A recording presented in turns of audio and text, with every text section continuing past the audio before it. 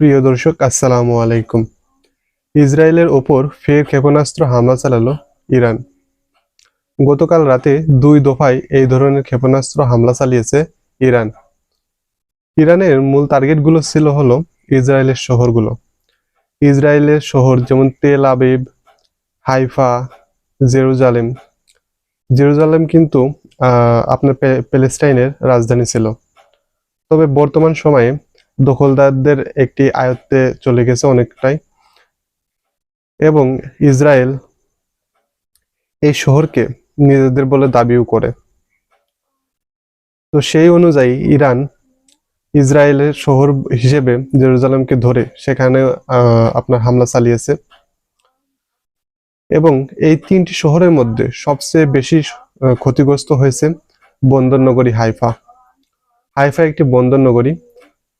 ইসরায়েলে 5টি বন্দর আছে, সমুদ্র বন্দর। সেই সকল বন্দরগুলোর মধ্যে এটি হচ্ছে প্রধান বন্দর, এবং এই বন্দর দিয়ে ইসরায়েল 30 থেকে 40% পণ্য আমদানি রপ্তানি করে থাকে। ইসরায়েলের এই বন্দর নগরী হাইফাতে ইরান ভয়ঙ্কর রকমের ধরপাকড় চালিয়েছে গতকাল রাতে। আমি গতকাল একটা ভিডিও দিয়েছিলাম, সেই ভিডিওতে দেখেছিলাম তেল আবিবের ধ্বংসাবশেষ।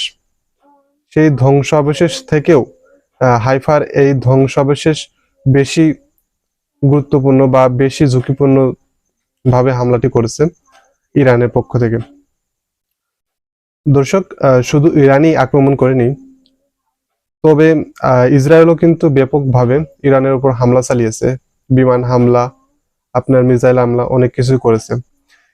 ইসরায়েলের প্রেসিডেন্ট বেনজামিন নেতানিয়াহু ইরানকে উদ্দেশ্য করে একটি হুঁশিয়ারি করেছিলেন।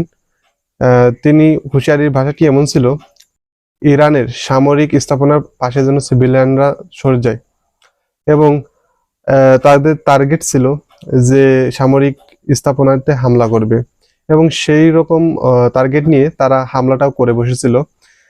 তার ফলস্বরূপ হচ্ছে ইরানের সামরিক স্থাপনা, সামরিক হেডকোয়ার্টার উড়িয়ে দেয় ইসরায়েল। এবং তারই প্রতিবাদে গতকাল রাত থেকে ইরান ইসরায়েলের ওপর ক্ষেপণাস্ত্র হামলা চালায়।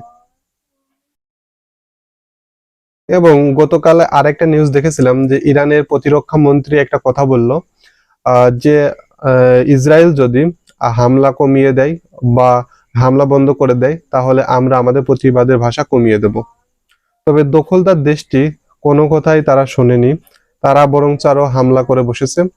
তারা ইরানের সামরিক হেডকোয়ার্টার উড়িয়ে দিয়েছে, এবং দখলদার দেশটির প্রধানমন্ত্রী এই হামলার পরে তিনি যৌক্তিক দাবি হিসেবে বলেন যে ইরানের ক্ষেপণাস্ত্র হামলা ঠেকাতে আমরা এই ধরনের হামলা করতে বাধ্য হয়েছি।